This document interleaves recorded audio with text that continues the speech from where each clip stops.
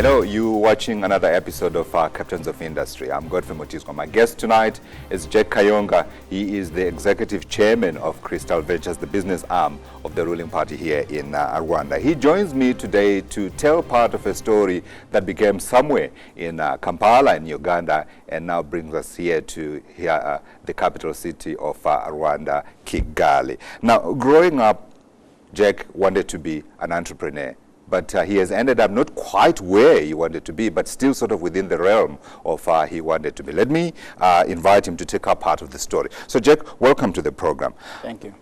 I wanted to begin first by understanding the kind of influences that have shaped you along the way, because I made the reference to the fact that you started out in Kampala, that's where you were born, and here we are now 39 years later in Kigali. But along the way you have been involved in a variety of activities. We're talking here portfolio management, we're talking here advisory work at the Ministry of Finance, we're also talking through changing organizations that have stumbled upon difficult times. And I want to begin right there around that concept of changing organizations that are struggling. What principles do you bring? Thank you very much, and thank you for hosting me on this program. In terms of principles that we bring and people who have inspired me, I think I've been inspired along the way by different people and different personalities. At an early age, I was inspired by my parents. I was born to parents who are professionals.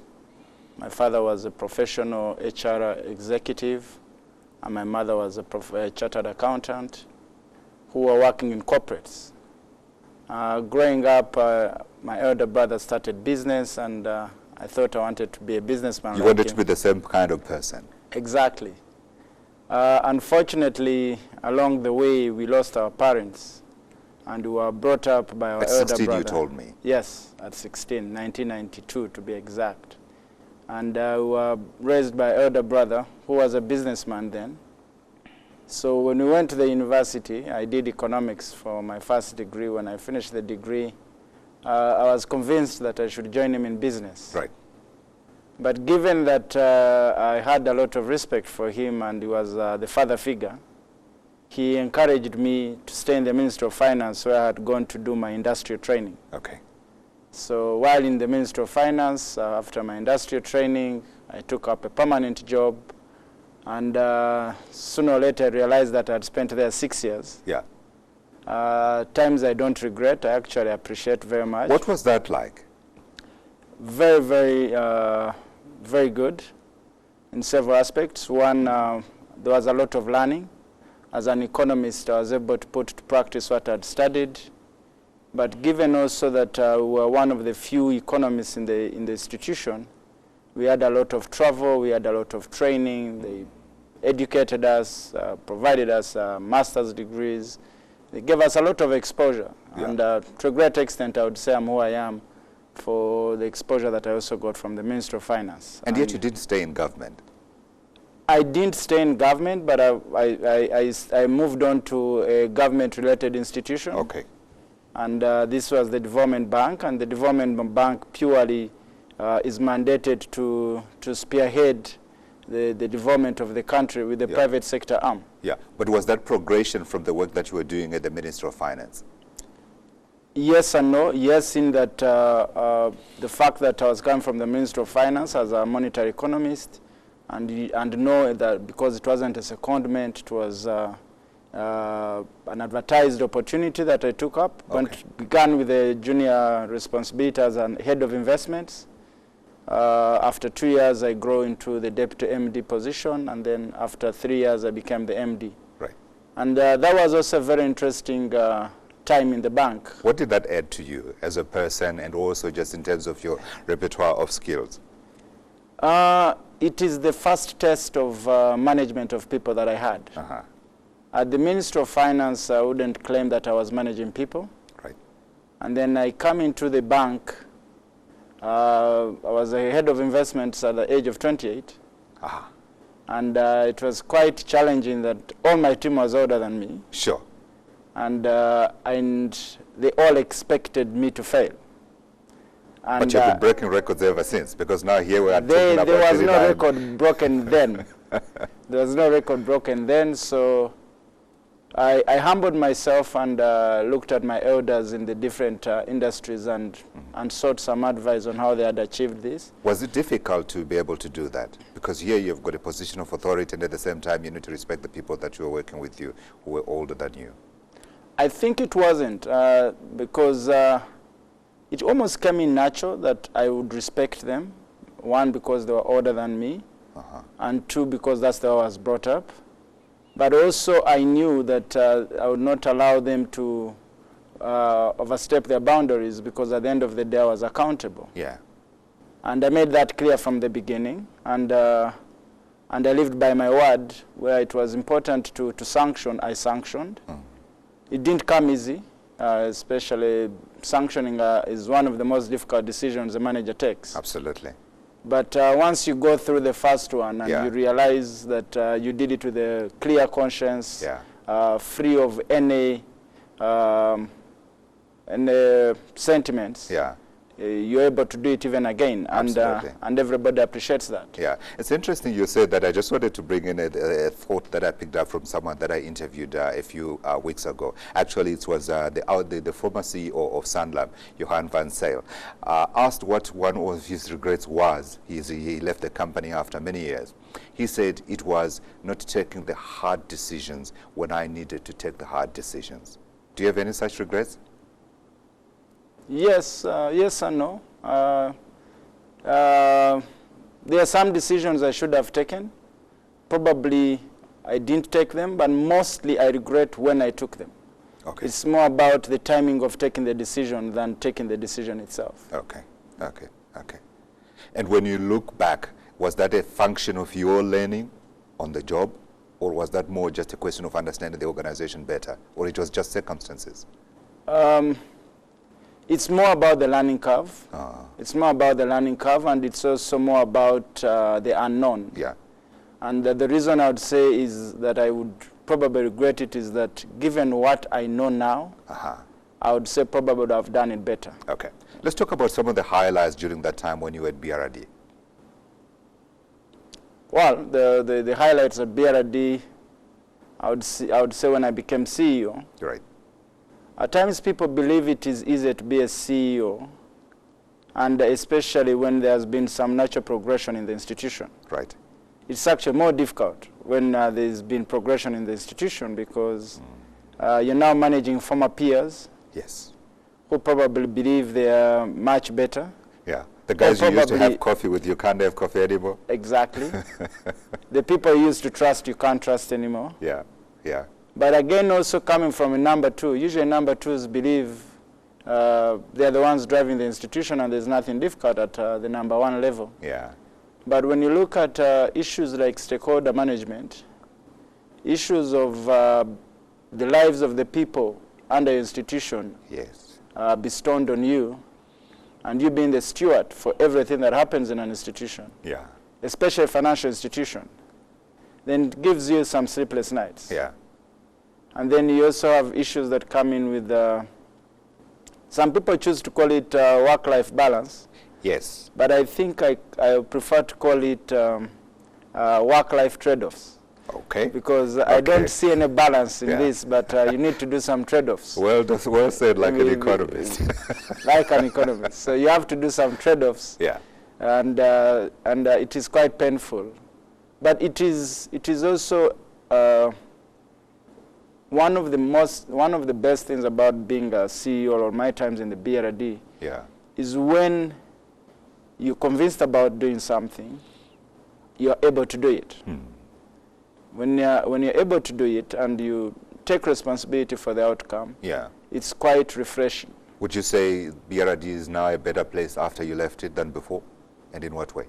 I would want to believe so. I would want to believe they have moved on. I believe they are growing. The beauty is that it's a financial institution, so we look at the numbers in the papers. I think the institution has grown beyond my time, and that even makes me happier. Are there any regrets at BRD that you carry with you today? I think regrets would be a big word. I think there's things I would have probably wanted to have done before I left. but I didn't do them. But I still have a good relationship with the institution, even with the CEO. Yeah. And I believe I can share those ideas and they can do them. Absolutely. Yeah. Okay, let's progress and talk about where you are now, Executive Chairman of Crystal Ventures, a bigger company, $500 billion in assets I've read around in the newspapers. What sort of challenges have you seen there compared to where you came from? Oh, it's a different ballgame. Yeah. Crystal Ventures is a company that has got about 12 subsidiary companies. Out of government, we are the largest employer. Okay.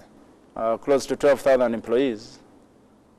And given that the responsibilities of the chief executive, the number one responsibility is the people. Yes, of course. When I was with the bank, we were about 100 staff, and I knew every staff by their name. Wow. First name, and I was even able to relate with some of their families. It's practically impossible to do this in Crystal Ventures. Take a lifetime. Even if you are given a decade. Yeah, absolutely. And then also providing the right stewardship, the right governance structures is also a challenge.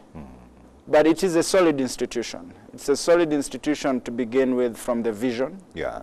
It's a solid institution from its background and in the way it is capitalized. Sure. So it's a big animal, but the beauty is that I'm honored and glad that I have a good team. Yeah. Which team simplifies things for me, and I'm able to monitor things at a high level. Right. And just keep the institutions where they should be. Yeah. Let's talk about those changes that you have had to institute when you came into Crystal Ventures, because when I also look at what you had to do at BRD, there was also a need for change when you came in. What kind of principles do you bring when you are trying to change an institution? Because I imagine you want to look at the personnel, you want to look at the systems, you want to look at the structures. It all begins with people. When you go in an institution, first of all, there are a lot of misgivings about you, or even high expectations. Of course. Now, it is very wrong to go into an institution and just judge people and assume that you know it all, or assume that the people who are there cannot do a good job. So it's always important to give the team that you find there the benefit of doubt. Right. And once you give them the benefit of doubt, then you can now start on your transformation journey. You allow people to show you what they can do. Absolutely. And you stress test them. You stress test them to the limits, so that I believe 90% is about attitude. If the attitudes are right, the rest can be worked on. Yeah, yeah. So you just stress test them and monitor and see their attitudes. Yeah, yeah. Those whose attitudes are actually quite demanding, yeah, then those are probably the people you need to put on your watch list. Yeah, yeah. Then the next thing is you humble yourself and learn what is happening, because for you to know what is not happening or what should happen better, yeah, is by you first understanding what needs to be done. Absolutely. And then you give it time. I personally don't believe in a big bang. I believe in a sequential process. As much as it's painful, it is more sustainable. Yeah. If you want to build a culture, you not come and impose things on people. Sure. You need to have the buy-in, and you need to know the troublemakers of the institution, and in the absence of a better word, understand the politics of the companies. Yeah, yeah, yeah. And then once you have that, then you also now go to the other resources, and these are the material resources, sure, be it financial, be it tools, and then also know the stakeholders. Of course. Because the stakeholders are very important. In our case as Crystal Ventures, even the suppliers are extremely important. You need to know what are their issues, how are you managing the payables, you need to know about your receivables.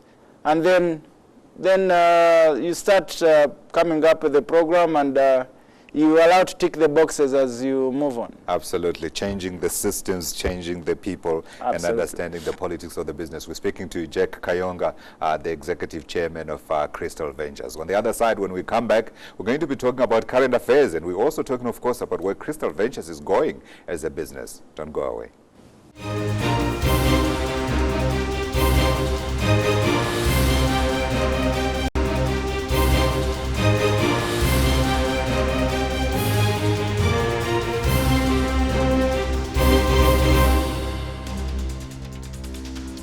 Welcome back. You're watching Captains of Industry. I've got with me today Jack Kayonga, the Executive Chairman of Crystal Ventures, and we're talking about his beliefs, the experiences that he has carried through life since he was born 39 years ago, and of course that he continues to learn. Jack, I wanted to link back a little bit again to Crystal Ventures and the work that you're doing there. Now, of course, as you say, it's a big organization, 12,000 employees, and a lot of businesses that are there. We saw the listing of the telecoms part at in the third quarter of this year. What are plans going forward? Are we going to see any more businesses coming out of there? Absolutely. The listing of our shares in MTN in a company called Crystal Telecom is just the beginning of a long-term strategy that was approved by the shareholders of Crystal Ventures. Crystal Ventures looks to empowering the Rwandan public and the general public at large. And for that reason, given that most of our companies have come of age and they are mature and fulfill the requirements of the Rwanda Stock Exchange, we will look at listing maybe 2 or 3 companies the next 2 or 3 years. Okay. And this is purely to empower the Rwandan public. Right. Do you see all those companies being listed eventually, or it's a question of assessing each as the time and the years go by? Would love to see them all listed. As a matter of fact, we're even looking at listing the holding company itself at the opportune time. When would that be? I wouldn't say, but I would still put it within the same range of 2 to 3 years. Okay, okay, that's a big story, and we'll certainly be going to be following up on you on that. Let's talk a little bit about some of the issues where you have spoken out. And of course, one of the big debates right now in Rwanda is the whole issue around what happens post-2017 when President Paul Kagame's term comes to an end. There's been a lot of debate, and of course, a lot of it has been political, as you do expect. But you have joined the debate in a very different way. You have likened the situation that is in Rwanda as that of a company. And I like the way you have argued your position here. And I want to quote a few things that you have said. Correct me if I'm wrong. This is from one speech that it's an article that you wrote, stating that a CEO of a startup like Rwanda should operate with the same term limit constraints of a CEO of the developed world is unrealistic and detrimental. Tenure is not the issue. Business savvy, leadership ability, and the ability to provide certainty of execution should constitute the metrics surrounding CEO performance evaluation. Rwanda Inc. is how you're approaching it. How is that? Well, I approach it that way for maybe 3 reasons. One, I'm personally inspired by the leadership of our president. And he does not inspire me as a political leader or a politician. He inspires me like a typical CEO. And these are not my own words. There are many people who have written about his leadership skill. Yeah. There is a book that has also been written on Rwanda Inc. Sure. If you look at the way his governance, if you look at his leadership style, yeah, it's pure of a CEO. And now having that at the back of my mind, and then there was this debate of whether we should amend the constitution, yes, which is our right, for him to be given another term. I thought I should contribute from the corporate side. Huh. And from the corporate side, we would be talking about a CEO's tenure. And rarely do you hear of a CEO's tenure being brought to an end because of term limits. Or when the share price is at a record. Or when the share price is at a record. And one would ask yourself a question, why do you want to make that mistake? If the company is doing well, the strategy of the CEO is perfect, you're not questioning it. Yes. The light at the end of the tunnel can be seen. Yes. Why are you changing the CEO? Is it a business decision? Yeah. Is it in the interest of the organization? Or it is just a fashionable decision? I suppose. And my contribution, my humble contribution was that let's put things into context. Right. look at other companies. Look at Rwanda, where we are. As much as we have registered a lot of progress, with all honesty, we are nowhere compared to what we should be. Right. And we all know that we can get where we want to be with the able leadership of our president. Yeah. So yeah. I wanted to sober up some minds by bringing in that context. A counter-argument that I saw online and that I've heard as well other people express is that, yes, the past has been extremely well executed. So this company has been performing well. We have all seen the dividends. But as an investor, it's more the future that you worry about. Absolutely. How do you connect the past and the future to ensure that the sustainability of the business is unquestioned? Well, those who say that kind of underestimate the value of leadership. By saying that we should not change our leadership, it doesn't mean the fabric that leads that leadership to the achievements we have today is not changing. We are talking about the person that inspires us, the person who gets things done. But for things to be done, it is a submission of all our small efforts as Rwandan people. And this he says himself. So I wouldn't look at it that way. I think that would be an issue, because I'm probably one of the people who receive investors in this country. Yeah. And without doubt, they will bring in the question of 2017 because they're looking at the future. So if the markets, if all of us see the sustainability of development in Rwanda from the leadership aspect. Sure. I mean, let me take some examples. We all know what happened to General Electric when Jack Welch left. Yes. It later stabilized, but we know what happened immediately. We know what happened when Steve Jobs left for the first time, and he had to come back. Yeah. Now, we also know what happened to Rwanda when President Kagame refused to be president. Yeah. And we went through about 6 years with another president. We can take maybe the example of Manchester United when Alex Ferguson left. So it's not like we are trying things that have not been tried. We have tried them, we have burnt our fingers. And I think we would regret this and would owe an explanation to the generations why we would make such a decision. But part of a good leader is also putting in systems as well as a proper succession plan. Absolutely. And if you read my articles, I always insist that yes, the time will come, but not yet, not just as yet. Yes, you do. Yes, you do. I see that. So I do agree that succession has to be built, but even succession, you need to decide. Let's talk about the United States. If you look at the federal, what was it? Greenspan. Greenspan, yeah. He served for how many decades? It wasn't because they didn't have succession, but because it wasn't yet time for succession. And when the succession took place, we also saw what happened. So I think it is something that people need to manage much better than just rush into making decisions. Right. I think we'll leave it at that point. Let's talk more, extend the discussion a little bit and talk about the future of Rwanda Inc., as it were, because you say you also handle investors who come into the country because you're also investing money into this country. What do they voice to you in terms of issues that they want addressed, and also the outlook from your perspective? Well, the issues are mainly of structure nature, apart from the issue of the sustainability, which of recent is not an issue anymore because the Rwandans have spoken and everybody now knows where we are heading to. If he so agrees, and we hope he does agree, at least we have spoken as the Rwandan people. The other issues are issues to do with energy. The other issues are issues to do with transport. And to a lesser extent now on skills. But there is also an issue of most investors would want to have joint ventures, and there are times are lacking of able institutions to work with. And that's where some of us come in to fill those gaps.